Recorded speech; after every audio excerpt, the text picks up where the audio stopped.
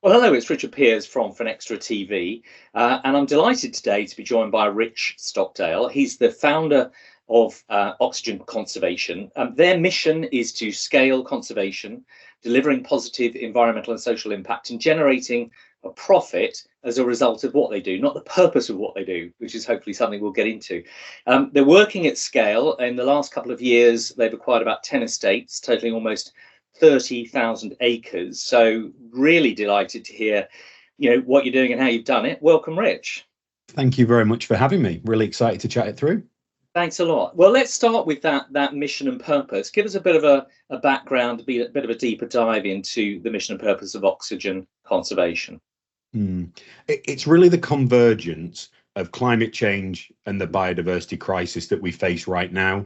The previous thinking, the ways of viewing the world and acting, and that drive for continuous growth at all costs had led us to a point of cataclysm. We needed to do something different.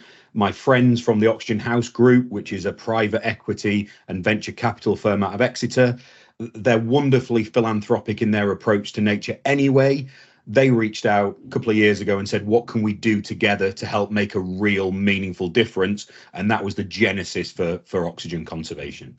And as you say, delivering that positive environmental and social impact, which so often aren't held closely together, and they really need to be, and then showing that you can deliver profit as a result of that, not the purpose.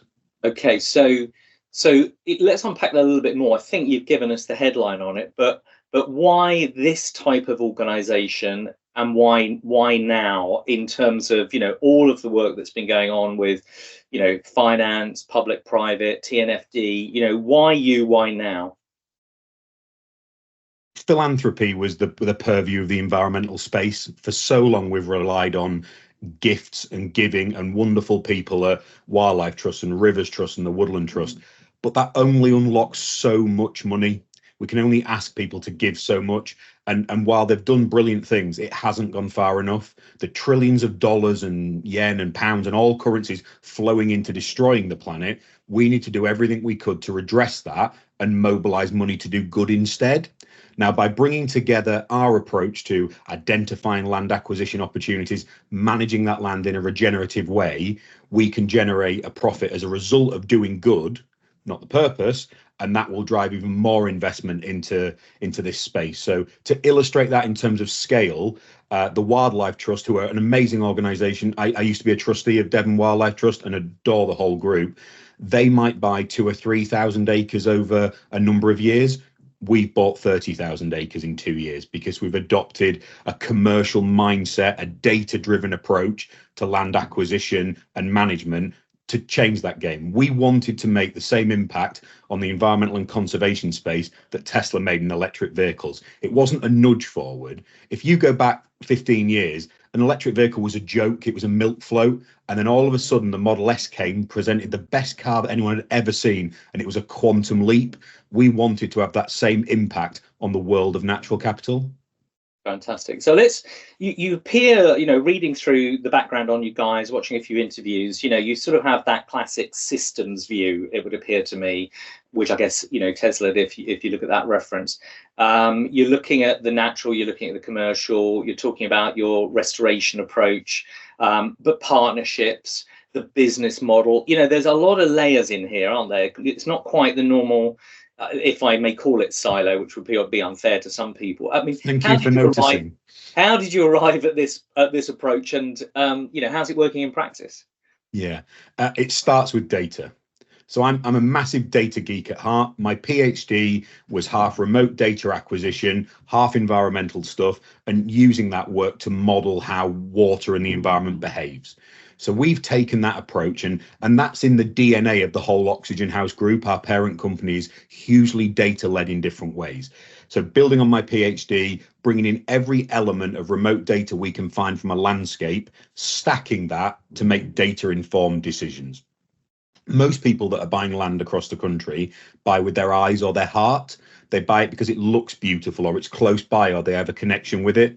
We have measured and assessed every square metre of land in rural Scotland and the vast majority of the UK. So when we look at an opportunity, we know how it ranks against all others, and we're agnostic to location. So as long as it offers us something different, the ability to deliver positive impact for people and wildlife and generate return through natural capital, we can do that.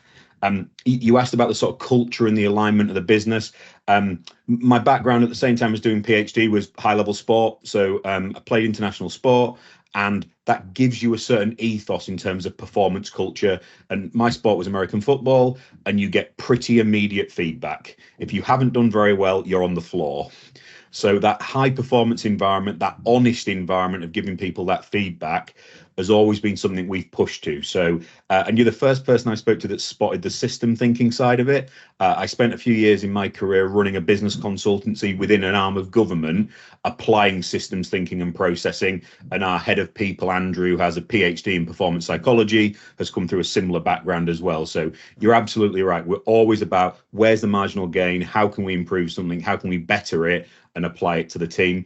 But that only works if you recruit the most incredible people, and we have been beyond fortunate to do this. So we've had almost 3,000 applicants for 20 jobs in the company, and we're really lucky. It's the place to be right now if you want to do something that really matters. Working in the environmental space with data, and we're branching out into AI and machine learning as well to support our work. It's the place to be. Yeah, no, it's an incredibly exciting place to be. I was at Microsoft for a long time, and of course, data driven is very much the culture there. So I get it, but I do understand also it's not necessarily the modus operandi of a lot of people in the field at the moment, which is the difference. But it's still incredibly rare. It is rare, yeah, but it really is changing, isn't it? And do you? When you take your systems thinking further into, ecosystem restoration and regenerative and rewilding, etc., are you taking that systems view into the environment? Because ultimately the Earth is a system of systems, isn't it? Yeah, very much so. So when we acquire a site, we already know as much as it's possible to from every data set and historic piece of information we can find. But then we try and be as patient as possible. So for the first 12 months, ideally, the only thing we look to change is any bad we know people are doing. So we will try and, as soon as we possibly can, remove chemicals and fertilizers and turn the land organic. Now, you have to balance the people and the wildlife in this. So we don't want to take people away from jobs. We want to retrain where they've got a skill set that isn't pertinent to what we're doing with the land. An example of that would be we don't have sheep at scale. So some of the sites we bought in Scotland, we've got 2 sites that are around 12,000 acres, huge sites, both bought with thousands of sheep on the hill. We didn't go in there on day one and say, off they come, because we would have removed a person and a family from that landscape. So instead, we've said, OK, this is a 2-year period. We know we're going to reduce those numbers down. Can we find a way to retrain this person and give them a future on the estate? Sometimes we can. Sometimes a shepherd just wants to be a shepherd, and we'll help them be successful elsewhere. But taking that systematic programmed approach is so important. Where that's really, really necessary is it exposes the things that have to happen first. So at our big Scottish sites, we're fortunate that they present really good opportunities to explore wind at scale. We're pro renewable energy. We recognise that takes some compromises in land use, and we'll take an element of it away from tree planting or peatland restoration. But we need more energy as a country. We need more renewable energy across the planet. And my view is a wind farm done in the most sensitively appropriate way is better than gas and oil. But if you don't prioritize the wind first, you've lost your opportunity. So your sequencing has to go wind first, then you consider your tree planting and engage and integrate that around. Where can agriculture sit? A lot of planning, a lot of systems thinking and processes, and a lot of consultation. And that's the bit that it gets really interesting. Yeah, and it's really you're highlighting it there strongly. But just to state it, obviously taking community with you and jobs is critical, isn't it? Because there's a lot of people want to sort of stir things up and make it difficult and talk about removing productive land. Now, on the land you're choosing, I understand you're focusing on that sort of I don't know if it's the real term, but marginal land, which is not perhaps that productive in terms of its use for agriculture, etc. Tell us a bit more about your decisioning there. Yeah, so we don't buy what would be regarded as high quality farmland. We haven't intentionally bought arable land, excluding we supported an amazing family on Exmoor where we bought into 2/3 of the family farm to allow their succession planning arrangements to progress on through the family, son and his wife to take on the farm from mum and dad, and we support them with helping them increase the natural capital of the site, but they run it, they farm it. We're a relatively silent partner on the farming side.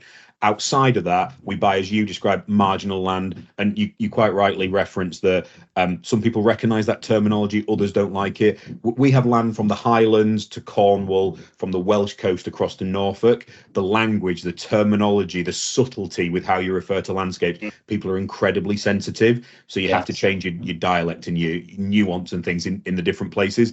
For example, if you mention rewilding in Wales, you might well get a shotgun pulled on you. You mention it on Exmoor, you'll get a big hug and told it's wonderful. So things can be hugely dynamic. The community side of it is impossible to succeed at. All you can do is do your best. So people will never define what they mean by community or what they mean by local. And when you ask an opinion, I don't know about you, but in my household, my wife, my daughter, my son and I have a different opinion on everything. Yes, so you apply that to a town or a village, how on earth can we assume they think the same thing? So I get asked, oh, what do local people think? And I say, which one? Which one? And you'll get some people who live next door to an estate who say, lovely to meet you, but I'm busy. Sorry, not interested. You'll get people who live half an hour away going, why haven't you consulted me on what you're planting a tree over there? So it's a complete mixed bag. We try and listen as much as possible. The reality of being a commercial organisation is on each of these sites, we're a small team, 20 people looking after 10 estates. We're facing into literally millions of stakeholders. So we have a podcast, we have a newsletter, we write extensively, a book coming out this summer, but we can't communicate with every person in the way they want to be communicated with. And ultimately, that's what the silver bullet looks like. And we can't get there. So we just try and be as open and transparent as possible. And we go by the mantra that we will always listen. We won't always agree. Yeah, I think somebody said to me the other day, you know, stop looking for a silver bullet. What you need is silver buckshot. Maybe that's what you'll come on to media in a minute. I think that's very important. Let's sort of switch to natural capital financing. Obviously, a key part of the way the business has been set up is the financing. Give us your definition of natural capital, the challenges you faced in financing the business. And one thing I wanted to talk about after you've answered that is a little bit about how you price and value nature, which probably will come out of a little bit of your answer, and we'll talk further on that. So how do you define it? How are you seeing the natural capital financing industry, if you will, mobilizing? Yeah. So natural capital is a blanket term for putting a monetary value on any service the environment provides to us. At the moment, that's focused and concentrated largely for most people around carbon sequestration and storage, increasingly around biodiversity net gain as a result of government policy, and nutrient neutrality that's in or out depending on your local authority and your government policy that month. But in time, it's going to go much further into water quantity and quality and the whole range of things. So a little note on natural capital. The principal cause of climate change is the absence on a price of carbon. The principal cause of our rivers being polluted by water companies is there is no price consequence for them doing it. The reason our waterways around the world are full of plastic because there's no financial consequence of doing it. So we've tried. People sometimes argue that putting a price on nature is some form is immoral. The alternative is the only hope we've got. We've tried not putting a price on it, and it's resulted in us destroying the planet, treating it like an all-you-can-eat buffet and devouring everything without consequence. As soon as you put a meaningful price on carbon, and our best vehicle for that at the moment is either regulated carbon credits or the voluntary carbon market, then we can start having an actual plan to resolve climate change. In the absence of that, we've just got empty promises and as Greta put it, blah, blah, blah. Yeah. So in terms of the financing side of things, we're hugely fortunate. So as a result of working with the Oxygen House Group, we are working with private capital. So by the end of this year, we will deploy just north of £100 million on land acquisition. The vast majority of that has come from the wonderful people at Oxygen House, which is principally led by Dr. Mark Dixon, who very, very private man, but he's the Alan Turing of this generation, statistical genius. And as a result of his personal successes and that of his other directors on the board, have funded oxygen conservation to do what we've done, which is amazing. Beyond there, we have a really fascinating natural capital based debt package that we put in place with Triodos Bank, who brilliant people. The reason we did that deal was because it was Triodos. We wanted to demonstrate you could put together a bankable, investable product predicated on natural capital returns, and in this case, principally on carbon credits. If you can prove that that's bankable and it's something that can work for a bank, we can grow the entire ecosystem around natural capital. So our mission isn't just about scaling our company. We need to grow the whole ecosystem, because when you do, we've already seen, we started 3 years ago, so we'll be 3 years old in June. No one else was talking about this. Very few people. Some great organisations. So Highlands Rewilding were doing bits and pieces. Real Wild Estates company, Natterguard started. But now every week we see a new company that wants to be involved in verification or brokering or measurement or monitoring, because the whole ecosystem is growing, which is wonderful. Yeah, that's it is. I mean, we were doing a series of sort of podcasts and workshops around this a while ago, which is completely different to actually doing it. So fully take your point. But working with Triodos, because they were one of the great examples, but also over in France, people like Morova Capital, and certainly that challenge. They were saying, we need a sort of $1 billion to make nature bankable, and it's very hard to get a price on nature. I don't know if you saw, maybe a bit of a curveball, but the Green Finance Institute in the UK just put out a paper where, working with the University of Oxford and Exeter, they've gone through in some depth about trying to value nature, so that the finance industry can sort of put a better baseline and on it. Did you see that? And even if you didn't, do you think that's going to be helpful to what you're trying to achieve? Yeah, we did, and hugely helpful. If you go back to the development of the internet and the first tech bubble, Google was the 21st search engine. It wasn't the first. All the things that were required to make the internet work as we see it today were developed in the background. People see the big, sexy, like huge industries that start. They don't see and I'm not a tech guy in this regard, but they don't see the router switching protocols and the little coding that makes things work and windows pop up. We need all that engineering in the natural capital space at the moment. So we like to think we're an outrider out front, trying to change things, trying to demonstrate what you can do and make it real to people. So 30,000 acres, 10 estates, each with a different geography, environment, climate, different relationship with its local community and places, and all of them look and feel different on purpose. But until we have the wiring, the risk management, the language, all the different things we need to allow people to interact and talk across the subject matter, it won't come. And the putting the price on nature part of it, we were asked that exact challenge on the carbon side of things. So myself and our director of natural capital, Chris, for a while had drawn what we'd called the Stockdale White Curve, a forward price for carbon credits in the UK, premium carbon credits in the UK, those that defy all the criticisms you would get in the wider market. So land that's owned, credits that can be visited, trees that can be touched and felt, and origin of seed sourcing, grown peat free, no plastic in there, jobs provided alongside the work as well, the ability to interact with the environment, good relationships with the community, all the things that would take away any risk in the process. So we built this curve, and it was only when we started being approached by pension funds and banks asking us about a curve, we didn't want to give it the light of day, because the numbers are scary big. Once you project 5-10 years into the future, you get an expansion of the regulated market. Sadly, the realities of climate change really bite, and people understand it more and more. The actual price of carbon is going to increase. So we didn't want to show that at the risk of looking like big numbers. And one amazing pension fund came to us and said, look, we think it's going to be this point by 2030 and 2050. and it was way in excess of where our curve was. So we felt able to show the curve, and they went, "You've got to put this out there." So we shared it with everyone we found working in the space. And 6 months or so ago, we published the Stockdale White curve, which is what we think is going to happen in terms of carbon credits. The only thing I would change looking back now is we sold for optimism in a hope that we fix climate change by 2050. I don't think we're going to. But I didn't want to not be optimistic in the positioning of the paper. So we'll do a version 2 next year, and we're going to extend that to what we think will happen with biodiversity net gain and nature credits, the sort of Scottish version of that, which will be interesting. Yeah, very interesting. No, it's something we'll be pursuing quite a lot with the work we're doing. Now, you said it earlier on, and we touched on it, but you said you're a data company. Tell me a little bit about the sort of sources of data you get. We talk a lot about satellite sensors, drones, secure data, as well as obviously all forms of sort of, if you will, man generated data, if that isn't.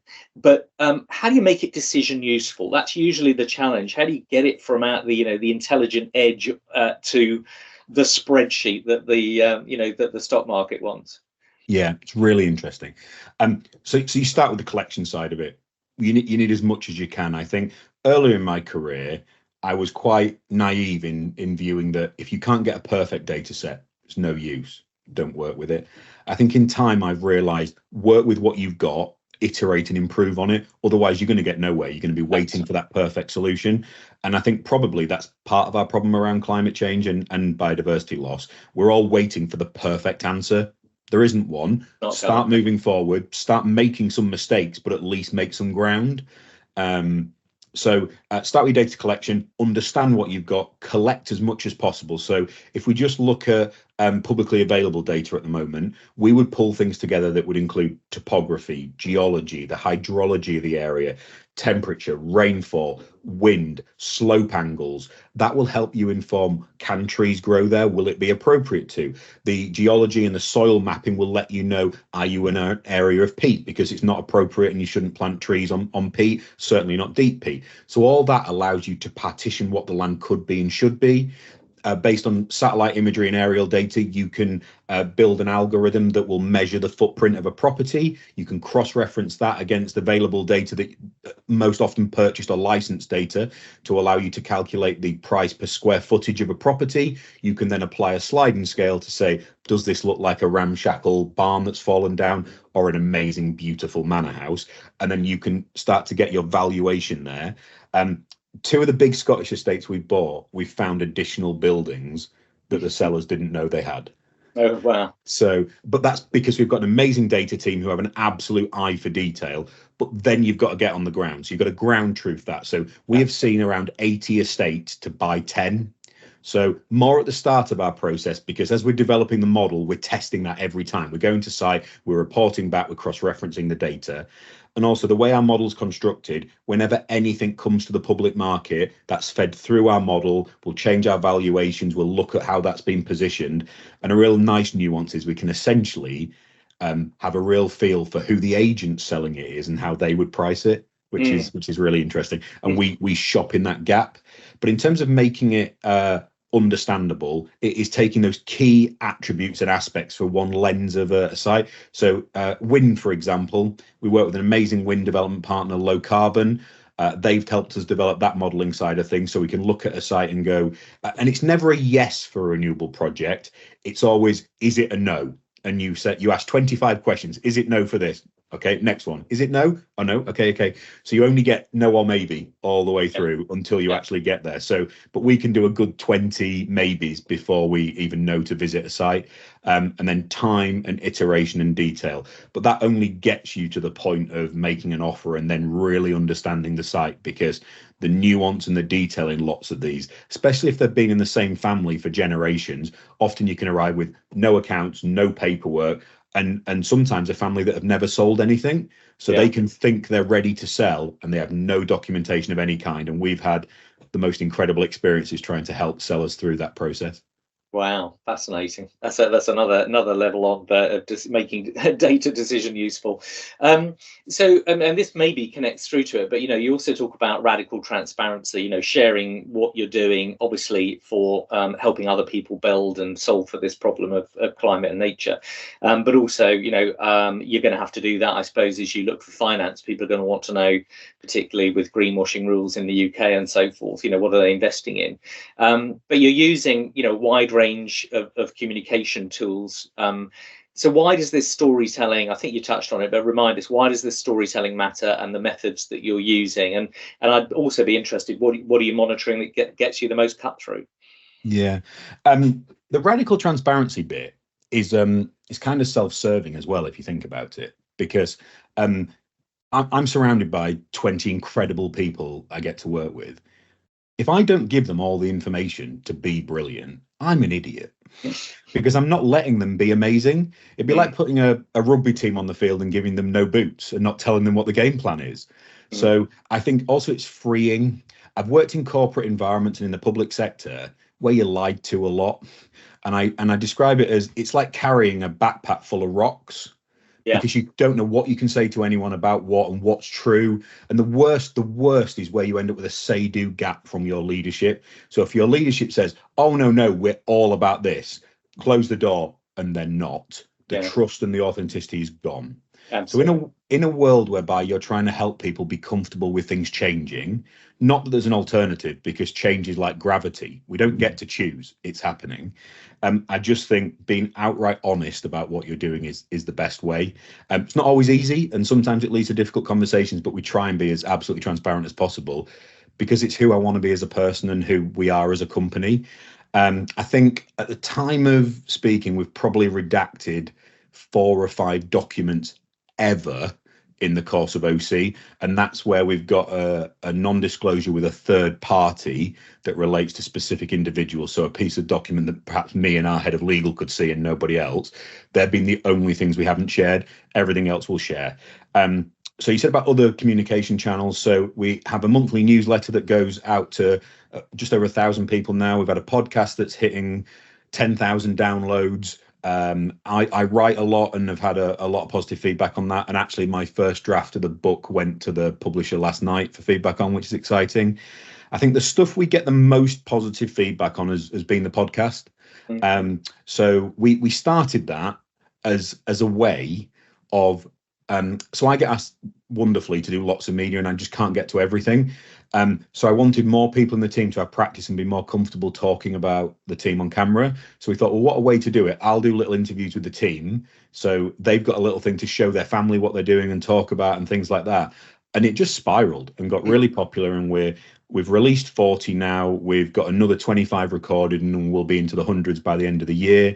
We're just doing a special series with Quiet Room, the pension advisory firm, where we've got 10 chief investment officers or heads of investment from different advisory firms and asset managers to come in and talk about natural capital to try and elevate that entire space. We've just released one with Bevis at Triodos, who was amazing, and just real opportunity to showcase the stars that are working in this sector. And that's the one that's got the real traction and excitement at the moment. But I think it's because it's honest, it's different. People swear on it, they make mistakes. We don't edit out the fluffed lines and things like that because we want it to be authentic.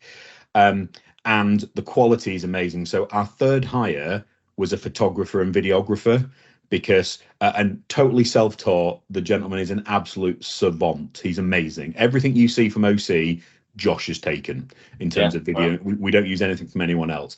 But that means the person who comes to see us at the shoot room, they get a wonderful representation of themselves that's beautifully lit and well shot and sounds great. And it's a gift they can share. So it's this whole thing about giving something back and growing the entire sector. So we're really excited about the shoot room sessions. Yeah, I think that's a great lesson for everyone, actually, in terms of getting all of the staff to be able to do the videos, because until you, if you will, drive a car, you're just watching other people or you're reading about it. So you've got to get behind the wheel. Suddenly the adrenaline is on. You are going to learn the pitch, if you will, or the ability to drive on that day. So it's a wonderful way of training people, isn't it? It's been a lovely thing for me as well, because the vast majority of the time, WhatsApp's going, Teams is going, emails going, ping, ping, ping. for that hour, I get to sit with somebody brilliant. I get to ask them questions, and it really feels decadent because I've not got email coming in. I've got no other challenges. I get to focus on this person and help them tell their story. And I think it's helped me become a better listener doing these things as well, and really pick out the nuance. And also, you have to be really disciplined, because you'll know this from doing the exact same thing, but someone will say something and they'll hang a hook out there, and you're like, that'll be a brilliant question, but you're asking yourself, are we okay to go there? You don't want to put anyone in a difficult position. Yes, So you want to ask. We just did an amazing one with Alexa Culver, who's the general counsel for the Environment Bank. She was incredible. Watch out for this one when it comes out. The most amazing life story of literally going from nothing to general counsel as a legal attorney. Amazing lady. And it's super exciting to be able to give people like that a platform. Yeah. Well, I'll give one right back to you that's coming out shortly. So we've just interviewed the Lord Mayor of the City of London, Michael Magnelli. I don't know if you know him, but I mean, he is the guy that you should meet. He's the definition of a sort of, Renaissance man, quite extraordinary. And he loves all the sort of stuff you're doing. So I'd love that. Top man. So you'll see it very useful. Just one other thing on podcasting, sorry. Yeah, carry on. So we've just had General Counsel at the Environment Bank. We've had the MD from Foresight Sustainable Forestry Fund, and they could be positioned as competitors for us in this space. And I was questioning, well, why on earth would you give these people platform? And my view is they're brilliant. They're doing great stuff. We need to grow everything. Absolutely. And that's, so far, the natural capital space has felt that way. It's felt hugely collaborative. Best example of that, Rob Gardner at Rebalance Earth, who is amazing. Yes. Love Rob. Learned so much from him. He's literally just sent me a box of his books to give to the young members of the team. So legend guy. We both agree we've got to grow it for everyone. And what I don't want to see creep into the natural capital space is that negative competition. We can all try and compete together to be better and be the best in your field by all means, but do it by elevating everyone. And I'm going to keep giving forum and platform to people with different views, different opinions and different ideas, because we all need to learn. Yeah, absolutely. I totally agree. And it's an abundance mindset, and sort of, we could just learn from nature, right? A space opens up, you shoot for it, and first one gets through, maybe it fills the space. So, it's, but we're all supporting each other. So listen, what's next for you? I mean, it's hard to say what's next. You've had an extraordinary couple of years, but I'm going to ask the question anyway. Looking out a year, 5 years, what are you sort of seeing? Yeah. We're in a really fortunate position that weekly we have offers of people that want to invest in terms of what we're doing. And at the moment, we're not looking to raise. We've got more capital to deploy internally, which is wonderful. We intend to buy, hopefully, one more significant estate this year that we're in the process of looking at. That'll take us to just shy of 50,000 acres, or getting on towards 50,000. Incredible landscape if we can make it work. That'll be our only acquisition this year, I think, as we focus on the real unsexy parts of what we're doing. Although my finance director, Ellie Adams, she would say these are the sexy bits, but the nuts and bolts and the details of making sure everything is ready and set and efficient as a business. When you're going 1,000 miles an hour and trying to chart a new course, things behind you need to revisit and fix and dot the I's and cross the T's. So huge part of that this year. And we're hoping to sell our first carbon credits in the UK. So we've got conversations going on with 3 partners. The really interesting part about this is we need the right partner that elevates the sector. So if I was to sell to a cash-rich gas and oil company, I'm suppressing the sector. I would myself be unauthentic. My entire team would probably walk out the next day and I'd go with them. But so we need the right type of partner, a bit like how Microsoft have done on a global scale, bought credits at scale and elevated and given additional quality. So we're talking to 3 exciting people about our sales this year. So we'll have 50,000 pending issuance units this year from trees planted across our sites in England and Wales so far. And then each year, another edition of our credits comes online with the significant offering in 2027, which will be somewhere between 1 and 2 million tons of UK-based high premium quality carbon. We're also in discussions to sell our first BNG credits, and they'll be in our site Manor Farm in Norfolk and Mornicott in Devon, where we filmed the shoot room. So that's kind of that side of things. And the other big one is the US is what's next. So we intend to go internationally, probably the US. We've had a couple of offers about people that would like to work with us out there, and I'm due to speak at a significant conference out there next week, which is really exciting too. Wow. Well, that's amazing. And I think you're absolutely right. You know, when you're at the beginning of something, your bar has to be so high, your integrity has to be so high, because everybody wants to knock you down and scrutinize you at a level that the incumbents never get. So I love that and respect that. Rich, I know you've got such a busy schedule. I really appreciate you squeezing me in and sharing your story with us. So for now, Rich Stockdale, thank you very much indeed. Absolute pleasure. Thank you so much for the opportunity.